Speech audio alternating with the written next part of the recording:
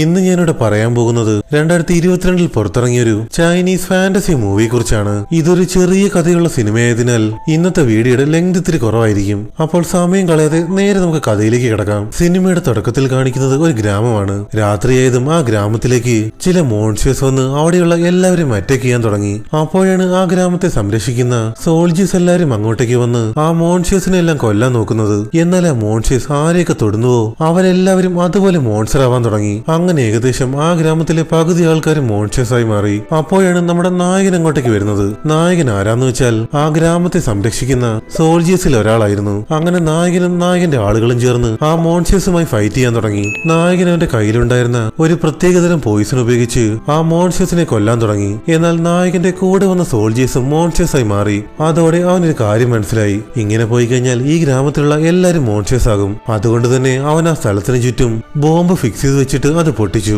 അതോടെ അവിടെയുള്ള എല്ലാ മോൺസ്റ്റേഴ്സും ഇല്ലാതായി. അങ്ങനെ അടുത്ത ദിവസം രാവിലെയായി. അവിടെ നടന്ന കാര്യങ്ങളെല്ലാം നായകൻ ആ രാജ്യത്തിലെ രാജാവിനോട് പറഞ്ഞു. എന്നാൽ ഇതെല്ലാം കേട്ടതും രാജാവിനാകെ ദേഷ്യം വന്നു. നിന്റെ കൂടെ വന്നവരെങ്കിലും നിനക്ക് രക്ഷിക്കാമായിരുന്നു. അവരെന്തിനാ നീ കൊന്നത്? അത് പിന്നെ ആ മോൺസ്റ്റേഴ്സിനെ ആരൊക്കെ തൊടുന്നുവോ അവരും അതുപോലെ മോൺസ്റ്ററായി മാറാൻ തുടങ്ങി. എന്റെ കൂടെ വന്ന എല്ലാ സോൾജേഴ്സും മോൺസ്റ്ററായി മാറിയത് കൊണ്ടാണ് എനിക്ക് അവരെയും കൊല്ലേണ്ടി വന്നത്. എന്നാൽ അവൻ എന്തൊക്കെ പറഞ്ഞിട്ടും രാജാവ് അതൊന്നും കേൾക്കാൻ തയ്യാറായില്ല. നിന്റെ കൂടെ വന്ന എല്ലാവരെയും നീ കൊന്നുകളഞ്ഞു. അതുകൊണ്ട് തന്നെ ഞാൻ നിനക്ക് തന്ന ആ കമാൻഡർ പോസ്റ്റിംഗ് ഞാൻ തിരിച്ചു വാങ്ങുവാണ്. അത് മാത്രവുമല്ല നായകനെ ആ കൊട്ടാരത്തിൽ നിന്ന് പുറത്താക്കുകയും ചെയ്തു. അങ്ങനെ ആകെ സങ്കടപ്പെട്ട് നായകൻ പുറത്തൂടെ നടന്നു പോകുമ്പോഴാണ് അവന്റെ മനസ്സിലേക്ക് കുട്ടിക്കാലത്ത് നടന്ന ചില കാര്യങ്ങൾ ഓർമ്മ വരുന്നത്.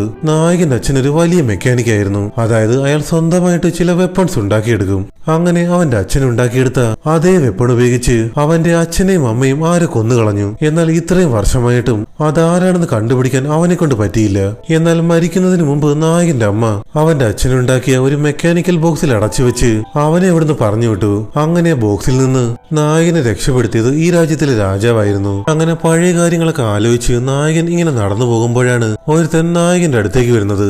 ഇവൻ ആരാണെന്ന് വെച്ചാൽ ചെറുപ്പം മുതലെയുള്ള നായകന്റെ ബെസ്റ്റ് ഫ്രണ്ടാണ്. അങ്ങനെ നായകന്റെ ഫ്രണ്ട് നായകനെ വിളിച്ചുകൊണ്ട് നേരെ അവന്റെ വീട്ടിലേക്ക് പോയി. നായകന്റെ ഫ്രണ്ടിന് ആകെയുള്ളത് ഒരു സിസ്റ്റർ മാത്രമാണ്.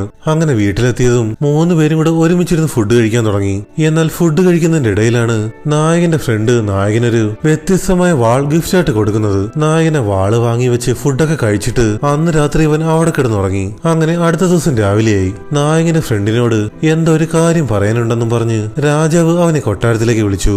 ഇതറിഞ്ഞ നായകനും അവന്റെ കൂടെ പോയെങ്കിലും നായകനെ കൊട്ടാരത്തിനകത്തേക്ക് കയറ്റിയതേയില്ല.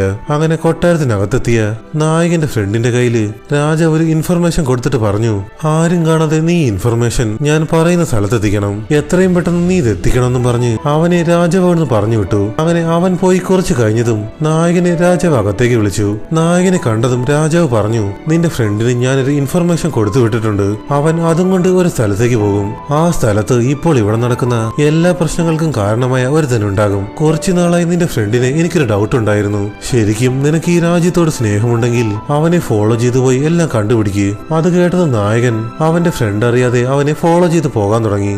എന്നാൽ കുറച്ചു ദൂരം പോയി കഴിഞ്ഞതും നായകന്റെ ഫ്രണ്ട് അവനെ കണ്ടുപിടിച്ചു. നീ എന്തിനാണ് എന്നെ ഫോളോ ചെയ്യുന്നേ? രാജാവ് എന്നോട് ഇത് ഒറ്റയ്ക്ക് ചെയ്യാനാ പറഞ്ഞത്. എന്നാൽ രാജാവാണ് നായകനെ പറഞ്ഞു വിട്ടത് എന്നുള്ള കാര്യം നായകൻ അവനോട് പറഞ്ഞില്ല. നായകൻ നേരെ പോയി അവന്റെ ഫ്രണ്ടിന്റെ കയ്യിലുണ്ടായിരുന്ന ഇൻഫർമേഷൻ മേടിച്ച് വായിച്ചു നോക്കി. എന്നാൽ അതിൽ എന്താ എഴുതിയേക്കുന്നതെന്ന് അവർക്ക് എത്ര വായിച്ചിട്ട് മനസ്സിലായില്ല.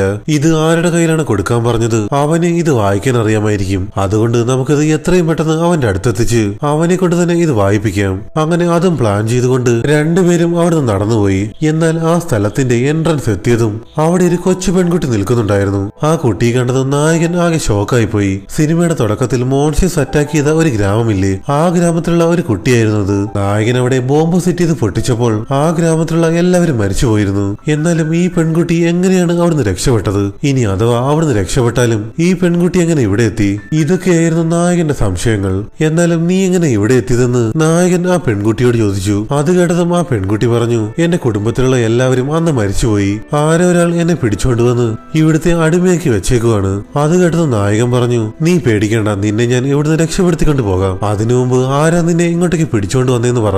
എവിടെ അവനുള്ളത് അങ്ങോട്ടേക്ക് ഞങ്ങളെ കൊണ്ടുപോകും. അത് കേട്ടതും ആ പെൺകുട്ടി നായകനെയും നായകന്റെ ഫ്രണ്ടിനെയും കൂട്ടി ഒരു സ്ഥലത്തേക്ക് പോയി. ശരിക്കും ഇവിടെയായിരുന്നു ഈ കഥയിലെ വില്ലൻ ഉള്ളത്. എന്നാൽ വില്ലന് 2 കാലുകളില്ല.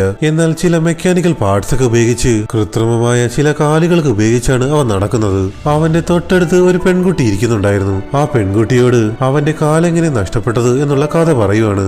പെട്ടെന്നാണ് നായകൻ അങ്ങോട്ടേക്ക് കയറി വരുന്നത്. നായകനെ കണ്ടതും വില്ലൻ അവനോട് ചില കാര്യങ്ങൾ പറയാൻ തുടങ്ങി. ഒരുപാട് വർഷങ്ങൾക്ക് മുമ്പ് ഗ്രാമത്തിലുള്ള എല്ലാവരെയും മോൺസ്റ്റേഴ്സ് ആക്കി മാറ്റി ഈ രാജ്യത്തിലെ രാജാവാകാൻ നിന്റെ അച്ഛനുമായി ചേർന്ന് ഞാൻ പ്ലാൻ ചെയ്തു. പക്ഷേ നിന്റെ അച്ഛന് ഇത് ഒട്ടും അങ്ങോട്ട് ഇഷ്ടപ്പെട്ടില്ല. അതുകൊണ്ട് നിന്റെ അച്ഛൻ ഈ കാര്യങ്ങളെല്ലാം രാജാവിനെ അറിയിച്ചു. കാര്യം പറഞ്ഞ രാജാവ് എന്റെ രണ്ടു കാലം വെട്ടിക്കളഞ്ഞു. അതിന് പ്രതികാരമായി അവന്റെ കുടുംബത്തിലുള്ള എല്ലാവരെയും ഞാൻ കൊന്നുകളഞ്ഞു. പക്ഷേ അന്ന് അവന്റെ മകൻ അവിടുന്ന് രക്ഷപ്പെട്ടുപോയി. ഇപ്പോൾ അവനായിട്ട് തന്നെ എന്റെ അടുത്തേക്ക് വന്നിട്ടുണ്ട്. അതുകൊണ്ട് തന്നെ എനിക്ക് കാര്യങ്ങളൊക്കെ എളുപ്പമായി. അത്രയും പറഞ്ഞുകൊണ്ടവൻ അവന്റെ റിമോട്ട് കൺട്രോൾ ഉപയോഗിച്ച് നായകനെയും അവന്റെ ഫ്രണ്ടിനെയും അറ്റാക്ക് ചെയ്യുവാണ്. അത് മാത്രവുമല്ല വില്ലന്റെ അതേ രൂപത്തിലുള്ള കുറെ രൂപങ്ങൾ വന്ന് നായകനെ അറ്റാക്ക് ചെയ്യാൻ തുടങ്ങി. നായകൻ അവരോട് എല്ലാവരോടും ഫൈറ്റ് ചെയ്തുകൊണ്ടിരിക്കുന്ന സമയത്താണ് നായകന്റെ ഫ്രണ്ട് പ്ലാൻ ചെയ്തു വന്ന് വില്ലന്റെ തല വെട്ടിക്കളയുന്നത്. എന്നാൽ തല പോയി കഴിഞ്ഞപ്പോഴാണ് അവർക്ക് ഒരു കാര്യം മനസ്സിലായത്. ഇത്രയും നേരം അവർ മനുഷ്യനാണെന്ന് വിചാരിച്ച ആ വില്ലൻ ഒരു റോബോട്ടായിരുന്നെന്ന്. എന്നാൽ വീണ്ടും ഒരുപാട് രൂപങ്ങൾ വന്ന് അവരെ അറ്റാക്ക് ചെയ്യാൻ തുടങ്ങി. അവർ എത്രയൊക്കെ അത് തടയാൻ ശ്രമിച്ചെങ്കിലും വീണ്ടും വീണ്ടും ഓരോ രൂപങ്ങൾ വന്നുകൊണ്ടേയിരുന്നു. എങ്ങനെ ഇത് തടയുമെന്ന് നായകനും അവന്റെ ഫ്രണ്ടും ചിന്തിച്ചു നിൽക്കുമ്പോഴാണ് ഫ്ലോറിൽ ഒരു വലിയ ഇരുമ്പ് പ്ലേറ്റ് അവൻ കാണുന്നത്. അത് പൊക്കി നോക്കിയതും അവിടെ ഒരു മെക്കാനിക്കൽ സിസ്റ്റം റൺ ആകുന്നുണ്ടായിരുന്നു. ഈ സിസ്റ്റം സ്റ്റോപ്പ് ചെയ്ത് കഴിഞ്ഞാൽ ഈ രൂപങ്ങളെല്ലാം നിൽക്കുമെന്ന് നായകന് മനസ്സിലായതും നായകൻ അവന്റെ കയ്യിലുണ്ടായിരുന്ന വാൾ ഉപയോഗിച്ച് ആ സിസ്റ്റത്തിന്റെ നടുക്ക് കുത്തി അത് സ്റ്റോപ്പ് ചെയ്തു. കുറച്ചു നേരത്തേക്ക് പ്രശ്നങ്ങളെല്ലാം സോൾവ് ആയതും പെട്ടെന്നാണ് ആ വാൾ ഒടിഞ്ഞു പോകുന്നത്. അതോടെ ആ സിസ്റ്റം വീണ്ടും വർക്ക് ആവാൻ തുടങ്ങി. അതോടെ നായകനെ കൊല്ലാനായി ഒരു റോബോട്ട് അവന്റെ അടുത്തേക്ക് വന്നതും കറക്റ്റ് സമയത്ത് നായകന്റെ ഫ്രണ്ട് മുന്നിലേക്ക് കയറി നിന്ന് അവനെ അതിൽ നിന്ന് രക്ഷിച്ചു. പക്ഷെ അതുമൂലം നായകന്റെ ഫ്രണ്ടിന് നല്ലപോലെ പരിക്ക് പറ്റിയിട്ടുണ്ടായിരുന്നു. ഇത് കണ്ട നായകൻ വീണ്ടും ആ മെഷീനിൽ വാള് കുത്തിവെച്ചതും അവരെ അറ്റാക്ക് ചെയ്യാമെന്ന എല്ലാ റോബോട്ടും അവിടെ സ്റ്റക്കായി നിന്നു. പക്ഷെ നായകന്റെ മനസ്സിലിപ്പോൾ നിറയെ കുറ്റബോധമായിരുന്നു. രാജാവ് പറഞ്ഞ വെറും ഒരു വാക്ക് കാരണം അവൻ അവന്റെ കൂട്ടുകാരനെ സംശയിച്ചു. പെട്ടെന്നാണ് ആ തലയില്ലാത്ത റോബോട്ട് നായകനെ അറ്റാക്ക് ചെയ്യാനായി വരുന്നത്. എന്നാൽ പരിക്ക് പറ്റി കിടന്നിട്ടും നായകന്റെ ഫ്രണ്ട് പെട്ടെന്ന് എഴുന്നേറ്റ് നിന്ന് അവനെ അതിൽ നിന്ന് രക്ഷിച്ചു. എന്നാൽ ഇത്തവണ ആ പാവത്തിന് നല്ല രീതിയിൽ പരിക്ക് പറ്റി. ഏകദേശം അവൻ മരിക്കുമെന്ന അവസ്ഥയിലായി. അതുകൊണ്ട് തന്നെ നായകൻ പെട്ടെന്ന് അവനെയും എടുത്തുകൊണ്ട് പുറത്തേക്ക് വന്നു. എന്നിട്ട് അവൻ ആ മുറിവിൽ മരുന്ന് വെച്ച് കെട്ടിക്കൊടുത്തു. ഇനി എന്ത് ചെയ്യണമെന്നറിയാതെ അവൻ ചിന്തിച്ചു നിൽക്കുമ്പോഴാണ് അവരുടെ കൂടെ ഉണ്ടായിരുന്ന കൊച്ചു പെൺകുട്ടി പറയുന്നത്, ഇവിടുന്ന് രക്ഷപ്പെടാൻ ഇനി ഒറ്റ വഴിയുള്ളൂ. എവിടുന്നെങ്കിലും ഒരു ബോട്ട് ഒപ്പിക്കണം. ഞാൻ പോയി ബോട്ട് എവിടുന്നെങ്കിലും കിട്ടുമോ നോക്കട്ടെ. അതും പറഞ്ഞുകൊണ്ട് ആ പെൺകുട്ടി അവിടുന്ന് ഓടിപ്പോയി. അങ്ങനെ അധികം വൈകാതെ തന്നെ ആ പെൺകുട്ടി എവിടെ നിന്നോ ഒരു ബോട്ടും കൊണ്ടുവന്നു. എങ്ങനെങ്കിലും ആ ബോട്ട് കരയിലേക്ക് വലിച്ചു കയറ്റി അവന്റെ ഫ്രണ്ടിനെ രക്ഷിക്കാമെന്ന് നായകൻ കരുതി. എന്നാൽ അവൻ എത്രയൊക്കെ കഷ്ടപ്പെട്ടിട്ടും ഒരു കാര്യവും ഉണ്ടായില്ല. നായകന്റെ കൺമുന്നിൽ വെച്ച് അവന്റെ ഫ്രണ്ട് മരിച്ചു വീണു. അത് കണ്ട് സങ്കടപ്പെട്ടവൻ അവിടെ ഇരുന്നു കൊണ്ട് പൊട്ടിക്കരയാൻ തുടങ്ങി. എന്നാൽ ഇവിടെ നടക്കുന്ന കാര്യങ്ങളെല്ലാം ദൂരെ നിന്നുകൊണ്ട് രണ്ടുപേർ കാണുന്നുണ്ടായിരുന്നു. പെട്ടെന്ന് ഇവർ രണ്ടുപേരും നായകന്റെ മുന്നിലേക്ക് വന്ന് അവനെ ആക്രമിക്കാൻ നോക്കിയതും നിമിഷങ്ങൾക്കുള്ളിൽ നായകൻ അവരെ രണ്ടുപേരെയും തോൽപ്പിച്ചു. സത്യം പറ, ആരാ നിങ്ങളെ എന്നെ കൊല്ലാനായി പറഞ്ഞു വിട്ടത്? പറഞ്ഞില്ലെങ്കിൽ രണ്ടിനെയും ഞാൻ ഇവിടെ വെച്ച് കൊല്ലും. വേറെ വഴിയില്ലാത്തത് കൊണ്ട് അവന്മാർ രണ്ടുപേരും സത്യങ്ങൾ പറയാൻ തുടങ്ങി. രാജാവാണ് ഞങ്ങൾ ഇങ്ങോട്ടേക്ക് പറഞ്ഞു വിട്ടത്. നിങ്ങൾ രണ്ടുപേരും ചതിക്കുവാണോ എന്ന് രാജാവിന് ചെറിയൊരു സംശയം. അതുകൊണ്ട് രാജാവ് പറഞ്ഞിട്ടാ ഞങ്ങൾ ഇങ്ങനെയൊക്കെ ചെയ്തത്. അത് കേട്ട നായകൻ അവരുടെ രണ്ടുപേരുടെയും കഴുത്തിൽ കത്തിവെച്ച് നായകന്റെ ബോഡിയും എടുത്തുകൊണ്ട് നേരെ അവരുടെ ഗ്രാമത്തിലെത്തി. എന്നാൽ അവിടെ എത്തിയതും ആദ്യം അവർ കണ്ടത് നായകന്റെ ഫ്രണ്ടിന്റെ അനിയത്തിയായിരുന്നു. സ്വന്തം ചേട്ടന്റെ മരണവാർത്ത അറിഞ്ഞതും അവളാകെ തകർന്നുപോയി. എന്നാൽ നായകനെ കൊല്ലാനായി വന്നവരെ നായകൻ ഇങ്ങോട്ടേക്ക് പിടിച്ചോണ്ട് വന്നില്ലേ? അവർ രണ്ടുപേരും എന്തോ ഒരു കാര്യം സംസാരിക്കുവാണ്. നായകന്റെ ഫ്രണ്ട് മരിക്കുന്ന സ്ഥലത്ത് ഇവരൊരു മാന്ത്രിക കവചം ഉണ്ടാക്കിയിരുന്നു. മനുഷ്യർക്ക് ആർക്കും ആ കവചം കണ്ടുപിടിക്കാൻ പറ്റില്ല. അത് മാത്രവുമല്ല മനുഷ്യർക്ക് അതിന് പുറത്തേക്ക് പോകാനും കഴിയില്ല. പിന്നെങ്ങനെ ആ കൊച്ചു പെൺകുട്ടി പുറത്തേക്ക് പോയി ആ ബോട്ട് എടുത്തോണ്ട് വന്നത്? അതിനർത്ഥം അവളൊരു മനുഷ്യനല്ല, ഏതോ ഒരു ഡീമനാണ്. ഇവരത് സംസാരിച്ചുകൊണ്ട് നിൽക്കുന്ന സമയത്താണ് ആ കൊച്ചു പെൺകുട്ടി നായകന്റെ കയ്യിലുണ്ടായിരുന്ന ആ ഇൻഫർമേഷൻ കത്തിച്ചു കളയുന്നത്. ഇത് കണ്ട നായകൻ അങ്ങോട്ടേക്ക് വന്നതും അവന്റെ കൺമുന്നിൽ വെച്ച് ആ പെൺകുട്ടി അവിടുന്ന് പറന്നുപോയി. അതോടെ നായകന് മനസ്സിലായി ഇത്ര നേരം അവരുടെ കൂടെ ഉണ്ടായിരുന്ന ആ പെൺകുട്ടി തന്നെയാണ് ഇതിനെല്ലാത്തിനും കാരണമെന്ന്. എന്നാൽ ആ പെൺകുട്ടി അവളുടെ സ്ഥലത്തെത്തിയതും നായകന്റെ ഫാമിലിയെ കൊന്ന ആ കാലില്ലാത്ത ഒരുത്തനില്ലേ, അവനെ കൊണ്ട് ഇനിയൊരു പ്രയോജനവും ഇല്ലെന്നും പറഞ്ഞ് ആ പെൺകുട്ടി അവനെ കൊന്നുകളഞ്ഞു. എന്നിട്ട് അവൾ എന്താ ചെയ്യാൻ പോകുന്നതെന്ന് വെച്ചാൽ അവളുടെ കയ്യിലുണ്ടായിരുന്ന ഒരു മെക്കാനിക്കൽ സിസ്റ്റം എടുത്ത് പിന്നെ മനുഷ്യരെ മോൺസ്റ്ററാക്കി മാറ്റുന്ന ഒരു സ്പെല്ലും കൂടി ചേർത്ത് ഒരു വലിയ മോൺസ്റ്ററെ ഉണ്ടാക്കാൻ പോകുവാണ്. അതായത് ഒരു രാക്ഷസ റോബോട്ട്. അതിനെ ഗ്രാമത്തിലേക്ക് പറഞ്ഞുവിട്ട് എല്ലാവരെയും കൊല്ലാനാണ് അവൾ പ്ലാൻ ചെയ്യുന്നത്. അങ്ങനെ അവൾ ആ വലിയ മോൺസ്റ്ററിനെ ഉണ്ടാക്കി ഗ്രാമത്തിലേക്ക് പറഞ്ഞുവിട്ടു. ഇതറിഞ്ഞ ആ രാജ്യത്തിലെ എല്ലാ സോൾജേഴ്സും കൂടി അവരെ കൊണ്ട് പറ്റുന്ന വിധത്തിൽ അത് തടയാനായി ശ്രമിക്കുവാണ്. എന്നാൽ അവിടെയുള്ള സോൾജേഴ്സിനൊക്കെ ചെറിയ രീതിയിൽ സ്പെല്ല് യൂസ് ചെയ്യാനൊക്കെ അറിയാമായിരുന്നു. അതുകൊണ്ട് തന്നെ അവരെല്ലാവരും കൂടി അവരുടെ പവർ ഉപയോഗിച്ച് വലിയൊരു രൂപമുണ്ടാക്കി ആ രൂപത്തെ മോൺസ്റ്ററുമായി ഫൈറ്റ് ചെയ്യാൻ വിട്ടു. ഇത് കണ്ട നായകൻ സോൾജേഴ്സിനോട് പറഞ്ഞു, ആ വലിയ മോൺസ്റ്ററിന്റെ ഉള്ളിലായി ജീവിതത്തിലായിരിക്കും ആ പെൺകുട്ടി ഉണ്ടാവുക. അവൾ ഇല്ലാതായാൽ മാത്രമേ ഇതിനെ തടയാൻ നമ്മളെ കൊണ്ട് പറ്റൂ. അതുകൊണ്ട് തന്നെ നായകനും നായകന്റെ ഫ്രണ്ടിന്റെ അനിയത്തിയും കൂടി ആ റോബോട്ടിന്റെ ഉള്ളിലേക്ക് പോയി. എന്നാൽ അതിനകത്ത് നിറയെ മോൺസ്റ്റേഴ്സ് ആയിരുന്നു. അകത്തേക്ക് കയറിയതും നായകനെ ഓരോ മോൺസ്റ്റേഴ്സായി അറ്റാക്ക് ചെയ്യാൻ തുടങ്ങി. നായകൻ അവന്റെ ഫുൾ പവർ ഉപയോഗിച്ച് എല്ലാ മോൺസ്റ്റേഴ്സിനെ ഇല്ലാതാക്കുവാണ്. പക്ഷെ അവൻ എത്രയൊക്കെ ഇല്ലാതാക്കിയിട്ടും വീണ്ടും വീണ്ടും അത് വന്നുകൊണ്ടിരിക്കുവാണ്. അതോടെ നായകന് ചുറ്റും മോൺസ്റ്റേഴ്സ് വളഞ്ഞു. എന്ത് ചെയ്യണമെന്നറിയാതെ അവൻ നിൽക്കുന്ന സമയത്താണ് നായകനെ കൊല്ലാനായി നേരത്തെ രണ്ടുപേര് വന്നില്ലേ, അവരങ്ങോട്ടേക്ക് വന്ന് നായകനെ രക്ഷിക്കുന്നത്. അങ്ങനെ എല്ലാ മോൺസ്റ്റേഴ്സും ഇല്ലാതായി. അപ്പോഴാണ് ആ പെൺകുട്ടി അങ്ങോട്ടേക്ക് വരുന്നത്. സത്യത്തിൽ ഇവളൊരു ഡീമൻ ആയിരുന്നു. പെട്ടെന്നാണ് അവൾ നായകനെ മറ്റൊരു സ്ഥലത്തേക്ക് കൊണ്ടുപോകുന്നത്. ചുറ്റും അവിടെയെങ്ങും ആരുമില്ല. പെട്ടെന്നാണ് അവിടേക്ക് നായകന്റെ കൂടെ ഉണ്ടായിരുന്ന അവന്റെ ഫ്രണ്ട്സ് വരുന്നത്. എന്നാൽ അവരാരും സ്വബോധത്തിലല്ല. ആ പെൺകുട്ടിയായിരുന്നു അവരെ കൺട്രോൾ ചെയ്യുന്നത്. മൂന്നുപേരും അങ്ങോട്ടേക്ക് എത്തി നായകനെ അറ്റാക്ക് ചെയ്യാനായി ശ്രമിക്കുവാണ്. നായകൻ ഇനി എന്ത് ചെയ്യണമെന്ന് അറിയില്ല. എങ്കിലും അവൻ അവന്റെ ജീവൻ രക്ഷിക്കാനായി മൂന്നുപേരുടെയും കൂടെ ഫൈറ്റ് ചെയ്യാൻ തുടങ്ങി. പക്ഷേ നായകന്റെ ഫ്രണ്ടിന്റെ സിസ്റ്റർ പിറകിലൂടെ വന്ന് നായകനെ കുത്തി.